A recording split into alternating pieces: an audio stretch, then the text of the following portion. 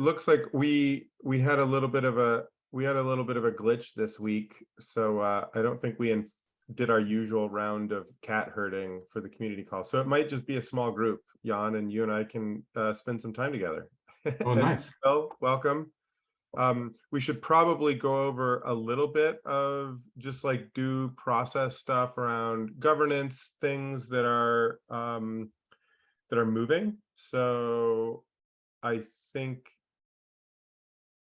that's going to be important, just to talk about a few of the emergent conversations.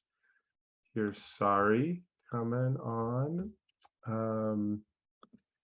So excuse me for just a moment while I make sure that I've got a few of these elements in here. So yeah, I'll actually probably do a quick screen share related to that. So you know, since we didn't do the usual outreach and there's not the usual suspects, I think we'll just use the call flexibly. I am going to do just again, sort of repeating for due process because it gets recorded and uploaded, and I know several people do sort of just tune in. We'll just do a quick overview of the different governance discussions that are underway, specifically related to USDC, and maybe Will, you can also have, well, that is to say the currency allow list conversations, USDC, euro, and others. Will, maybe you could give a brief update around the protocol governed liquidity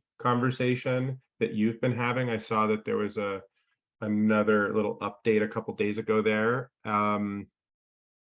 And I believe that in a little bit, Ryan is going to hop off. I know they're in like a sync call with the Toucan team about the bridge that's going on. So we can dig in a little bit with Ryan about some just ledger updates. And then, you know, I think it'd be lovely, Jan, to just have you share a little bit about what you're thinking of and what you're working on related to sort of interchain data standards. And I think that'd be fantastic.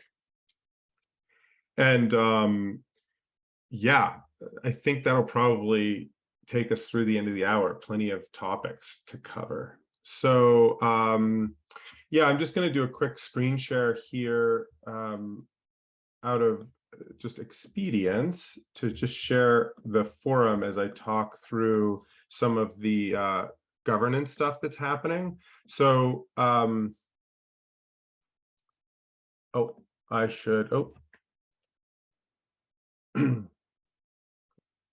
So I'm just going to pop over here. You can see in the governance section, there's several things that have been moving. I think I wanted to cover euro specifically. There hasn't been a lot of engagement around this, but I believe that the euro team is escalating this to a governance proposal. In fact, they may already have done so. Commonwealth's a little, I always find the interface a little clunky. And then of course there's USDC.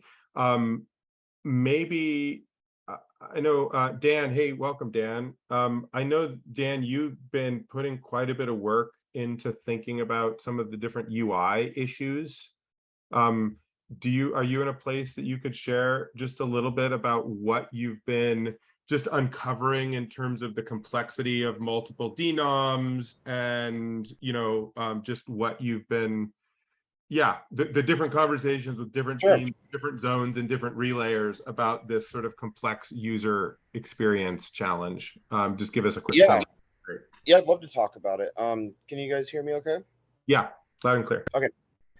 Yeah, so I mean it's a really complex issue actually. I mean it's fairly simple when you just kind of understand what's happening, but really there's some complexities in the fact that IBC denoms are specific to the channels which are used in IBC, and it's just kind of a function of IBC, just kind of how it works, where to just real briefly talk about how the chains themselves don't actually know where the tokens are going. So I have a quick analogy that I kind of put together, but basically, each chain is like an island, okay? And there's boats that go between each island, but the boats are all different colors. And only specific boats can go from one island to the other. So let's say we've got Regen Island, which has a bunch of tokens, and they want to go to Osmosis Island. And these tokens, these people get on the purple boat and they go to Osmosis Island. Well, when they're there, they're still regen tokens and they have this specific IBC denom, which is kind of wrapped into the color of the boat is kind of wrapped into this long hash. And that's all fine and dandy. And we know that it's over there as the community and it's on Osmosis.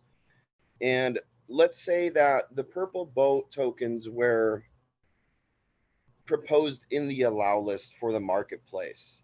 So this is it's kind of long-winded, but if let's say these tokens move to Cosmos Hub from the Cosmos Hub Island to from the Osmosis Island, well, they take another boat, a green boat, let's say, and then they want to from the Cosmos Hub Island come back to the Regen Island. Well, they'll take a yellow boat for that. Now, when somebody goes onto the marketplace and they have these yellow boat tokens, they're going to not be allowed because only the specific IBC denom, the purple original purple boat ones, were allowed. So it's a bit confusing in the fact that even though it's all either USDC or regen or whatever it may be, it's all kind of specific to the channel which is used to describe the token that was submitted to the allow list. So we have to kind of be very careful. The people proposing have to actually be very clear about which channel and where these tokens are kind of living. So one thing that the eEuro team is now thinking about is the fact, are we going to be using native eEuro or are we going to be using Osmosis eEuro? Because they have to specifically specify which IBC denom it is that they're going to be proposing, because you may just be a user out in the wherever ecosystem, right? And you hear that, oh, eEuro is now being accepted on the marketplace. So you go and you grab it on Crescent, and then you come to the marketplace and you're like, no, I want to get some credits. Well, you're going to get an error because that eEuro might not actually be the correct denom, even though it's all eEuro because of the way that IBC works. That might not be allowed to be used. So when somebody proposes a currency to the allow list, they have to be very specific of which denom, so kind of like the channel and where they live, and they have to be be very explicit in their communication about that. So it's a little bit more complicated than just being like, hey, yeah, we want USDC on there. Okay, great. Which one? Okay, Gravity USDC. Okay, cool. Which one? So there's been, when validators or the proposers do this, they need to be very specific about which channel, and the communication has to be there too. Well, Hopefully that made sense. big fan. Well, as much as it does. As much as it can. Yeah, I mean, Um, it's fairly complex, but really it just comes down to communication and being very specific about which denom is being submitted. I mean, since this is the community dev call and we tend to go a little bit more technical, I'm just wondering, is this architecture a result of not wanting to make assumptions about the security of various chains? Like if you have eEuro ported through Osmosis versus through, yeah. That's correct. This is, and in order to solve this, there's probably different ways to think about it, but probably some sort of stable swapping system in which, it's sort of abstracting it away from the user, and they're just like, it's USDC. right? But there's a little bit of a fee and it's getting swapped. The other ways that this has been discussed in the Cosmos ecosystem is like interchain routing and sort of like always having a route. So you know, it again abstracts away from the user, but to get over to Regen, it would like route it back to eEuro and back to you. So you'd have like a 2-hop skip jump, or you know, coalescing around a hub or something like the Cosmos hub, where everything is sort of like routing through a central but decentral system, and people are sort of using that as a canonical registry for specific assets. And it is yet to be, I think the market has yet to decide what of those options it's going to prefer. So here we are at kind of the bleeding edge, needing to make some decisions that kind of put quite a bit of this burden onto users and onto us. So that thus the complexity. Is it okay if I just hop in with a few quick, just like colors to this? Sure.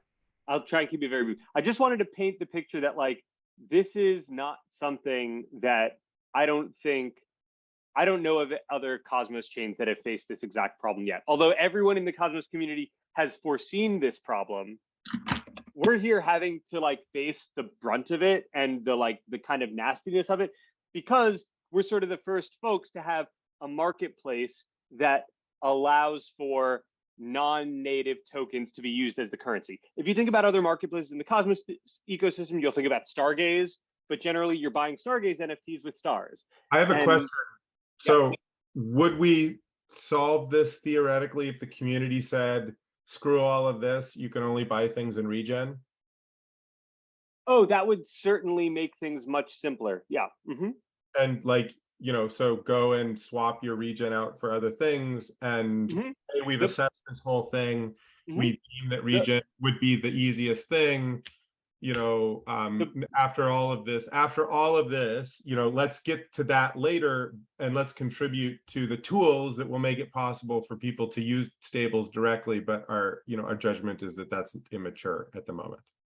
And the downside, the one clear downside of that would be that Regen itself is not a stable. So if people are expecting stable prices for carbon assets, like people know conceptually that like it's $10 a ton for this type of Veric credit. Yeah, and we don't have a dynamic price oracle system that's exactly. like anchoring. We haven't built that, so it makes it kind of clunky in that realm. Yeah, so we either have to mature some sort of like embed some sort of osmosis swap dynamic price oracle or something like that, or or we're just, and I think the alternative is that we're just really clear that when we say that these are our allow listed currencies, with each one of them we say this is how you need to acquire it.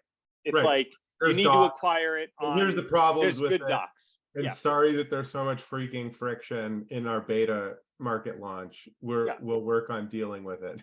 and ideally, we don't have to go into all of the technicalities that like Dan was uncovering to this group, like in our user docs, but we just need to be clear to people that like, if you're doing Axelar USDC, you just need to buy it on Osmosis and bring it over. That's what you need to do. You can't buy USDC on like Uniswap, transfer it via Axelar to Regen. But as long as we don't have the relayers set up between Axelar and Regen, users wouldn't be able to do that anyway. So like, I think if we're careful about it, we'll be able to mitigate most of the UX confusion. The real complexity arises in us just having to work with the governance proposers on which decisions they want to put forward. Totally. And there's a little bit of and like part of the complexity here is that R&D Inc.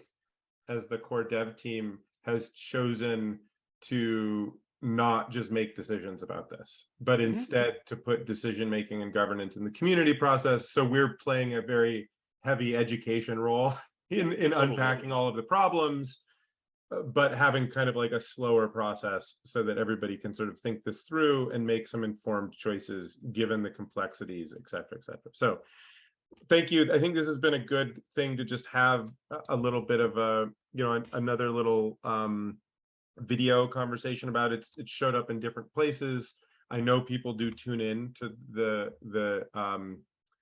we have people who regularly, I think, watch the YouTube even if they're not here. So I think this has been useful to just get on record. And I'm going to just, and the YouTube also always has the link to this, but I'm just going to do a quick screen share here for those of you who might be interested. Again, there are these dialogues are happening, in these specific Commonwealth discussions, right? And so, this was an older one, but there's several fresher ones that are about specific pieces. So I'd encourage people to go tune in if you'd like to. So with that, actually, just while we're on the governance subject, maybe Will, if you want to give just a brief synopsis of the state of play for protocol-owned liquidity and liquidity incentives and the work that Sunshine Validator is doing, and just where things are at, and anything that you want to share or have people engage with. I'll pass it over to you. Yeah, sure. So essentially, there's been this discussion about should we incentivize liquidity on osmosis through some kind of protocol level incentivization, and there have been all different ideas from different community members, from Block Science to Sacha to others, about the best way to accomplish this. And Sunshine Validation, which has now been kind of subsumed into Cephalopod, has been stewarding a process and an osmosis community grant around this. The kind of latest state of the discussion is, let's have a signaling proposal at first just focused on the different kind of technical tooling required to make this possible. Don't even get into a discussion of, do we adjust inflation? How much of inflation goes over to the next, goes over to osmosis? That will be a second governance discussion.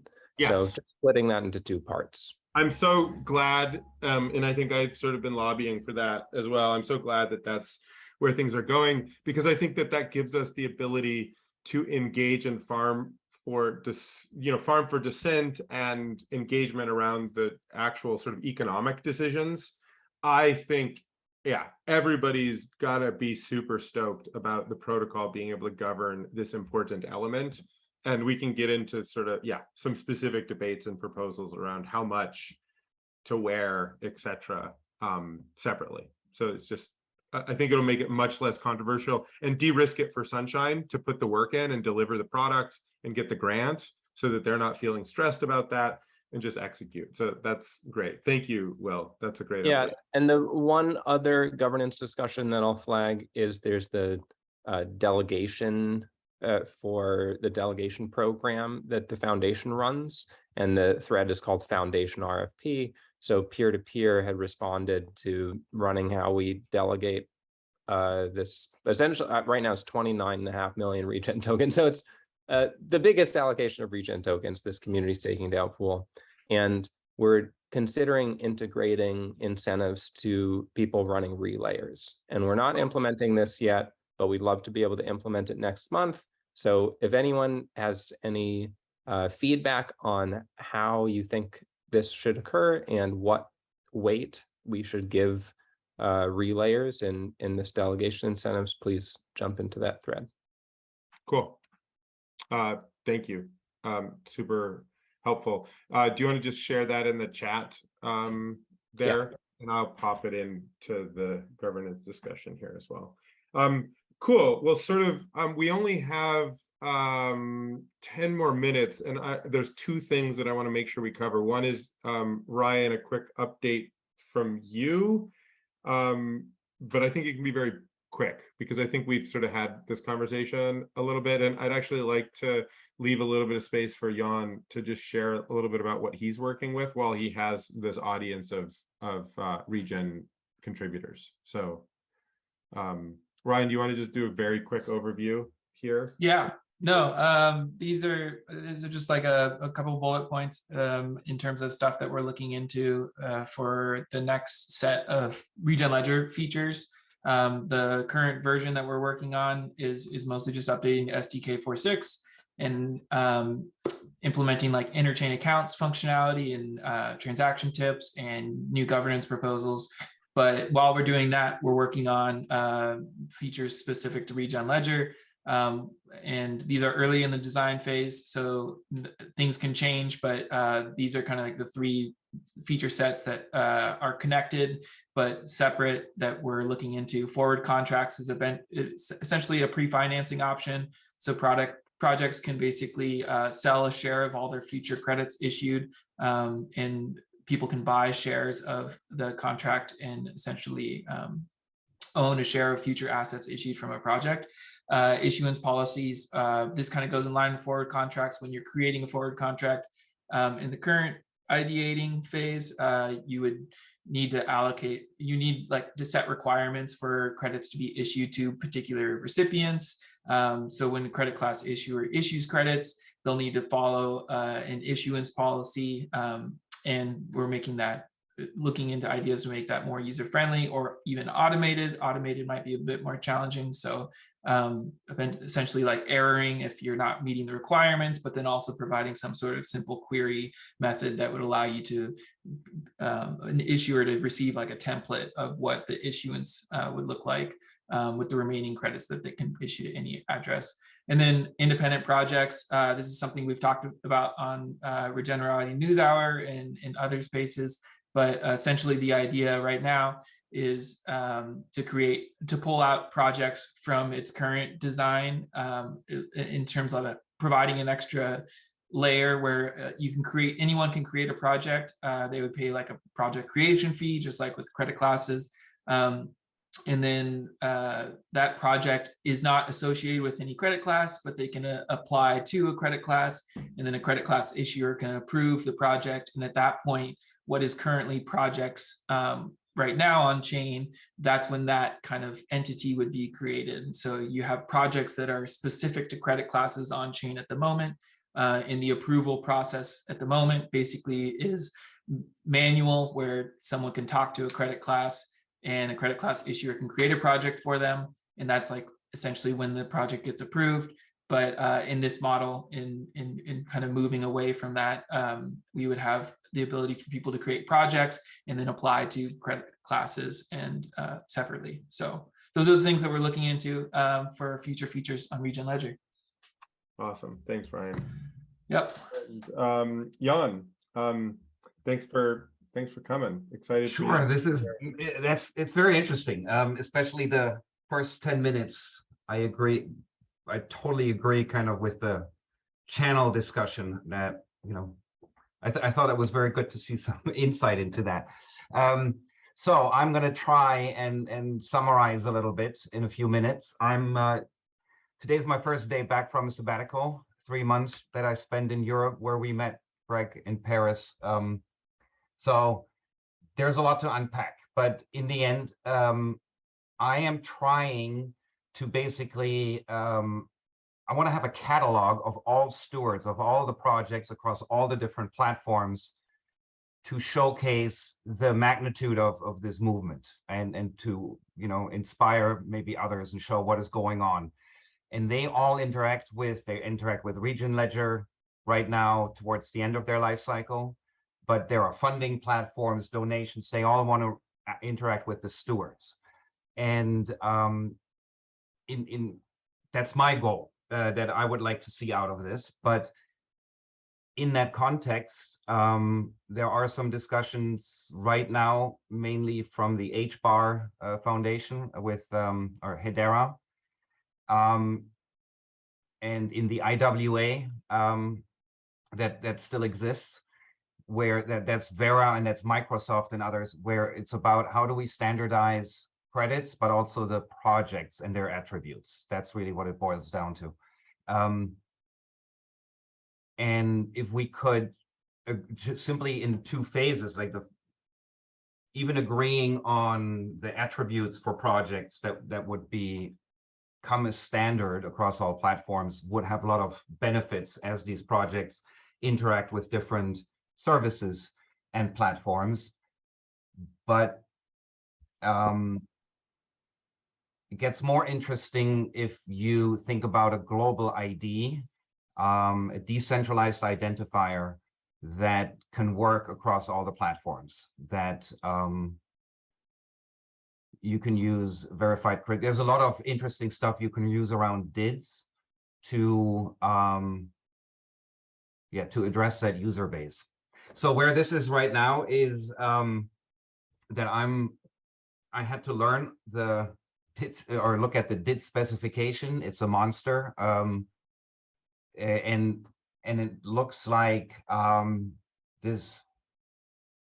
Well, let me say it looks very promising, but there are some obstacles because to generate a DID is specific to the algorithm. So we could, apart from just the attributes, if the industry could also agree on the algorithm, how the DID is generated and resolved, that where it gets really interesting, because then you have a completely interoperable system across all the platforms.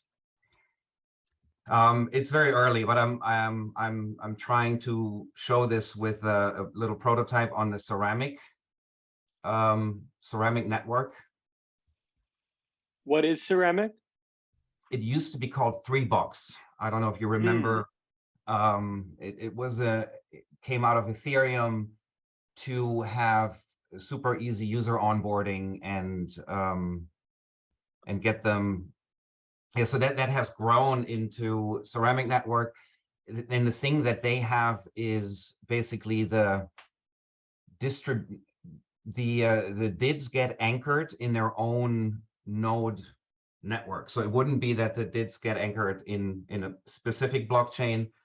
That way they can create streams of data that are shared automatically. So if you run a node and you add 3 users, another node also adds a few users, you can see the entirety of the user base and the documents that are published for them across the entire system. And ceramic is the only one that I've come across really that has that built already, because that is kind of what's needed to have a singular view of a user base.